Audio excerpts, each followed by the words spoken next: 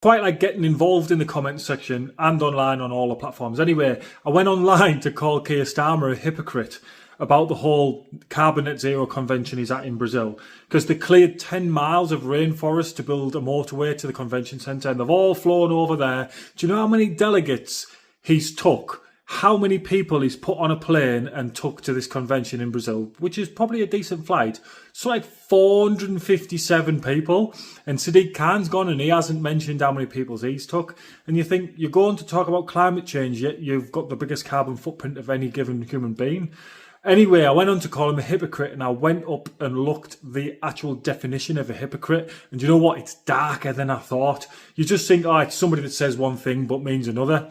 Anyway, the actual definition that it said online on Google was somebody who outwardly appears to have beliefs and thoughts, but inwardly believes something different to hide their true feelings and motives. And you're like, that's quite dark, that, innit?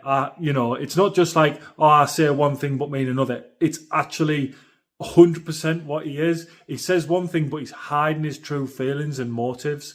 And I think that's the theme of this government, 100%. They say one thing and it's all cloak and daggers to hide what they truly mean and what they're truly doing. So very hypocritical of the government, and he is a total hypocrite, 100%. Not just with carbon net zero, but with his whole manifesto and his whole outward narrative and inward agenda. They're just not connected in any facet of what comes out of his mouth is not connected to his actions one bit. And what I find quite actually hilarious are the online posts that he peddles. And in today's day and age, I wonder who actually swallows them as truth. I wonder who actually takes them on board and, oh yeah, he's doing this and oh yeah, he's doing that. And they seem to come out at such the wrong time. Something will happen and he'll put a tweet out saying that he's fighting against it. Something will happen about the economy. Oh, we've got the strongest economy in the UK, in the whatever. And you just think, he's like a couple of steps behind. It's almost like he's on a different planet and there's a lag or something between what's going on in the real world and what he perceives the real world to be. But do you know what? When you're in an argument, both sides often think they're right, don't they? Both sides often think they're good people. Both sides often think the other person's bad or in the wrong. He probably thinks he is doing a good job. He probably thinks the people are all behind him.